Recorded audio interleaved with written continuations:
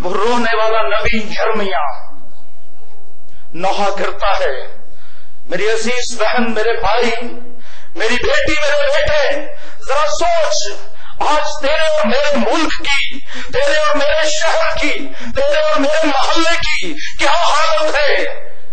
کیا یرمیا کی طرح آج میرے بچے بھی گلی اور کوچوں میں نہیں کھڑے ہیں؟ کیا میرے بچوں نے بھی اپنی اقدار کو چھوڑ نہیں دیا؟ کیا میرے نوجوان بیٹے اور بیٹیاں اپنی اقدار کو چھوڑ کر ابلیس اور شیطان کے ہاتھے نہیں چڑھ گئے؟ کیا ہمارے بچے بھی چوکوں اور گلیوں کی زینت نہیں بنے ہوئے؟ پھر مجھے اور آپ کو رونا کیوں نہیں آتا؟ پھر مجھے اور آپ کی آنکھوں میں، میری اور آپ کی آنکھوں میں آنسو نہیں ہے؟ آنسو کدھر گئے ہیں؟ مقدس محفل فراہم کرو اور سنبھالو، خداوند کے حضور میں رو، خداوند کے حضور میں گریہ جاری کرو۔ ذرا سوچئے، آج میں آپ کو تحریک دینا چاہتا ہوں اس بات کے لیے، خداوند کے حضور میں اپنے بچوں کی فکر کیجیے، اپنی قوم کی فکر کیجیے کہ آج میری مسیحی قوم کا اس ملک میں کیا حال ہے۔ یرمیا نے یہ کہا، اے خدا تو نے ہم کو اس جگہ پر کوڑے کرکٹ سا بنا دیا ہے، دیکھ غلام ہم پر حکمرانی کرتے ہیں۔ میری دختر قوم کی تباہی کے باعث میرا کلیجہ نکل آیا ہے۔ ہم جس جگہ پر کھڑے ہیں، اس محلے میں، میرے محلے میں، آپ کے محلے میں، آپ کی بستی میں کتنے ہی نوجوانوں نے، مسیحی نوجوانوں نے، میری قوم کے بچوں نے اپنے وطیرہ کو باندھ لیا ہے۔ ان کے ہاتھوں میں تو خدا کا کلام ہونا چاہیے تھا، ان کے کانوں میں مہریاں ہیں، ان کے ہاتھوں میں غلامی کی نشانیاں ہیں۔ پھر مجھے اور آپ کو رونا نہیں آ رہا، کیوں؟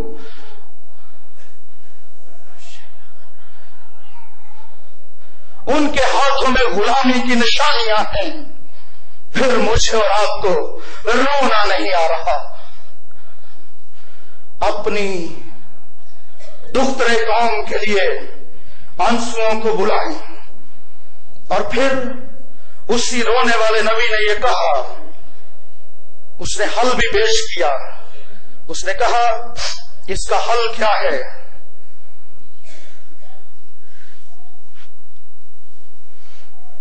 اس نے کہا، اے دختر صیون کی فصیل، شب و روز آنسو نہر کی طرح جاری رہیں، تو بالکل آرام نہ لے، تیری آنکھ کی پتلی آرام نہ کرے، اٹھ رات کو پہروں کے شروع میں فریاد کر، خداوند کے حضور اپنا دل پانی کی مانند انڈھیل دے۔ اور سے سنو میرے بھائیوں، میری بہنوں، اپنے بچوں کی زندگی کے لیے جو سب کوچوں میں بھوک سے بے ہوش ہیں، وہ بھوک سے بے ہوش ہیں، ان کو کلام کی خوراک کی ضرورت ہے۔ اور اس کے بعد اس نے کہا، اس کے حضور میں دستے دعا بلند کر لے، اس کے حضور میں اپنے ہاتھوں کو آسمان کی طرف اٹھا لے، اپنے بچوں کی زندگی کے لیے، اپنی قوم کی حیاتی کے لیے، اپنی قوم کی روحانی بیداری کے لیے، اپنی قوم کی خوشحالی کے لیے۔ آج کتنے لوگ ہیں جو اپنی قوم کی خوشحالی کے لیے، اپنی مسیحی قوم کی بیداری کے لیے اپنے ہاتھوں کو آسمان کی طرف اٹھائیں گے؟ آج کتنے لوگ ہیں جو اپنے بچوں کے لیے جو کوچوں میں رو رہے ہیں، ان کے لیے اپنے ہاتھوں کو دستے دعا بلند کریں گے؟ ان کے لیے تو کیا کر، دستے دعا بلند کر لے، دستے دعا بلند کر لے۔ اور دستے دعا کیسے بلند کرنا ہے؟ اس نے کہا، ہم اپنے ہاتھوں کے ساتھ دلوں کو بھی خدا کے حضور آسمان کی طرف اٹھائیں۔ ضرور ہے کہ ہم اپنے ہاتھوں کو آسمان کی طرف اٹھائیں، لیکن اس کے ساتھ یہ بھی ضروری ہے کہ ہم اپنے دلوں کو بھی اس کے ساتھ آسمان کی طرف اٹھائیں. صرف ہاتھوں کو آسمان کی طرف اٹھا لینے سے، ایسے ایسے کر دینے سے، بڑا کچھ کر دینے سے کام نہیں بنے گا. بڑی دیانتداری کے ساتھ اور صفائی کے ساتھ خدا کے کلام کی تعلیم پیش کرنا چاہتا ہوں. صرف ایسے ایسے کرنے سے کچھ نہیں ہوگا. Nothing at all. کتاب مقدس یہ کہتی ہے جب ہم اپنے ہاتھوں کو آسمان کی طرف اٹھائیں تو ہمارے دل پاک ہوں. خدا ان کے مقدس پہاڑ پر کون چڑھے گا؟ کون اس کی حضوری کو حاصل کرے گا؟ وہی جس کے ہاتھ صاف اور جس کا دل پاک ہے. جس کا دل پاک ہے. مبارک ہیں وہ جو پاک دل ہیں، کیونکہ وہ خدا کو ضرور ہے کہ جب ہم اپنے ہاتھوں کو آسمان کی طرف بلند کریں ہمارے دل پاک ہوں، ہمارے دل کے اندر غصہ، تفرقے، جدائیاں، بدعتیں، بغض اور جسمانی خواہشیں موجود نہ ہوں، پھر ہماری دعا رب الافواج کے حضور میں پہنچے گی.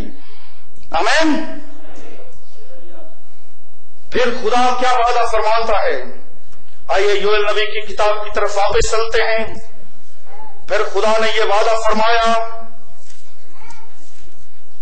کہ جب سب آ جائیں گے خداوند کے حضور میں روئیں گے، خداوند کے حضور میں گریہ زاری کریں گے، خداوند کے حضور میں چلائیں گے. پھر خدا کا وعدہ بڑا خوبصورت ہے. خدا فرماتا ہے خدا بحالی بخش دے گا، خدا بحال کر دے گا. وہ پچھلی اور پہلی برسات کو وقت پر بھیجے گا، پچھلی اور پہلی برسات کو وقت پر بھیج دے گا. خدا کے خادم اور بائبل کے جاننے والے یہاں پر موجود ہیں. اگر میں اس ڈیٹیل میں چلا گیا، میرے پاس اتنا وقت نہیں ہے، لیکن پچھلی اور پہلی برسات خدا وقت پر بھیج دے گا. آج ہم پچھلی اور پہلی برسات کے لیے بڑے فکر مند ہیں اور ہونا بھی چاہیے. لیکن کیسے پچھلی اور پہلی برسات آئے گی؟ جب ہم خداوند کے حضور میں آ کر روئیں گے، جب ہم خداوند کے حضور میں آ کر چڑھائیں گے، جب ہم خداوند کے حضور آ کر گریہ زاری کریں گے، پھر وہ پچھلی اور پہلی برسات کو بھیج دے گا. اور اس کے ساتھ ایک اور خوبصورت وعدہ، پروردگاری کا وعدہ. اور خدا یہ فرماتا ہے، یہ وعدہ کرتا ہے کہ ان برسوں کا حاصل جو میری تمہارے خلاف بھیجی ہوئی فوج ملک نگل گئی اور کھا کر چٹ کر گئی، تم کو واپس کر دوں گا. میری عزیز بہن، میرے بھائی، خدا یہ وعدہ فرماتا ہے. کتنا خوبصورت وعدہ اور کتنا پیار کرنے والا اس کا وعدے ہیں، کتنے پیارے وعدے ہیں. لیکن ایک بات تعلیمی طور پر بھی سکھانا چاہتا ہوں. ہر وعدہ کے ساتھ ایک شرط لکھی ہوئی ہے. اگر تو میری عبادت کرے تو میں تیرے روٹی اور پانی پر برکت دوں گا. اگر تو میری عبادت کرے، ہر وعدے کے ساتھ ایک شرط ہے، ہر وعدہ مشروط ہے. اور یہ وعدہ بھی اس بات کے ساتھ مشروط ہے، اگر تو خداوند کے حضور میں آ کر روئے، دستے دعا بلند کرے، تو میں تیری ساری چیزیں جو ٹڈیاں چٹ کر گئی. میرے عزیز بھائی، نوجوان بیٹے، نوجوان بیٹی، وہ تیری ساری صلاحیتیں، وہ تیری ساری ایبلٹیز، وہ تیری ساری قوتیں جن کو شیطان اور شیطان کی فوجیں کھا رہی ہیں، خدا وعدہ فرماتا ہے وہ تجھ کو واپس کر دی جائیں گی، وہ تجھ کو واپس مل جائیں گی. فوج ملک کہتے ہیں ٹڈیوں کی فوج کو. کتنی ہی ٹڈیاں آج میرے اور آپ کے گھروں کے درمیان کام کرتی ہیں، کتنی ہی ٹڈیاں آج ہماری شخصی زندگیوں میں کام کر رہی ہیں اور ہماری صلاحیتوں کو چٹ کر رہی ہیں، میرے نوجوانوں کی صلاحیتوں کو چٹ کر رہی ہیں. میں بہت سے ایسے نوجوان بیٹے بیٹیوں کو جانتا ہوں، بڑی بڑی ایجوکیشن ہے، بڑی بڑی ایجوکیشن ہے، بڑا روپیہ پیسہ ہے، लेकिन इसके बावजूद मायूस और नाउमीदी की जिंदगी गुजार रहे हैं। मायूसी और नाउमीदी की टेढ़ियां उनके घरों में मौजूद हैं। हमारी खानदानी जिंदगियों में गुर्बत की टेढ़ियां, अफलास की टेढ़ियां, बीमारी की टेढ़ियां, तंदुरुस्ती की टेढ़ियां हमें घेरे हुए हैं और जो हमारी सलाहियतों को जब्त कर रही है, खा रही है। लेकिन खुदा ये वादा फरमाता है, अगर तू मेरे हुजूर में रोए तो मैं तुझको तेरी सारी सलाहियतें वापस लौटा दूंगा, सब कुछ वापस मिल जाएगा। लेकिन इसके लिए हाथ उठाना पड़ेंगे। आखिरी चंद बातें पेश करना चाहता हूं। मेरे अजीजों, हम इस वक्त इस दुनिया में ईमानदारों, खुदा के लोगों, मैं आपसे मुखातिब हूं, हम हालते जंग में हैं। और किसके साथ हमारी जंग है? किसके साथ? इब्लीस के साथ। और अगर इस जंग को जीतना है तो फिर हमें हाथ आसमान की तरफ उठाने पड़ेंगे। अगर इस जंग को जीतना है, अपने दुश्मन इब्लीस और शैतान पर फतह पानी है, तो फिर मुझे और आपको हाथ आसमान की तरफ उठाने पड़ेंगे। मैं आपको अमालीक के पास लेकर जाना चाहता हूं। अमालीक, कितने लोग अमालीक को जानते हैं? अमालीक इसहाऊ की नस्ल और वो कौम थी जिसके साथ सबसे पहले बनी इसराइल ने सबसे पहली जंग लड़ी। इससे पहले बनी इसराइल को जंग लड़ने का कोई तजर्बा नहीं था। 400 साल गुलामी में रहने के बाद वो जंग लड़ना ही भूल चुके थे। आज भी कितने लोग हैं वो शैतान की गुलामी में बरस रहने के बाद जंग लड़ना ही भूल चुके हैं। इब्लीस के साथ जंग लड़ने के लिए उनके पास कुव्वत नहीं है, उनके पास जोर नहीं है। वो तो अरसा दराज तक मिस्र की गुलामी में रहे हैं, वो तो अरसा दराज तक मिस्र की गुलामी से बाहर नहीं निकले, जंग लड़ना भूल गए हैं। खुदा चाहता है कि हम जंगजू बने। अमालीक ने हमला कर दिया और खुदा ने हुक्म दिया था कि इनको इस सफाई हस्ती से मिटा दो। साउल ने जुज़वी तौर पर और दाऊद ने मुकम्मल तौर पर इस रुए जमीन से अमालीकियों का खात्मा कर दिया खुदा के कलाम के मुताबिक। लेकिन जिस बात की तरफ मैं आपको लेकर आना चाहता हूं, जब अमालीक से जंग हुई, खरूज की किताब उसके 17वें बाब में इसका जिक्र है, आप पढ़ लीजिए।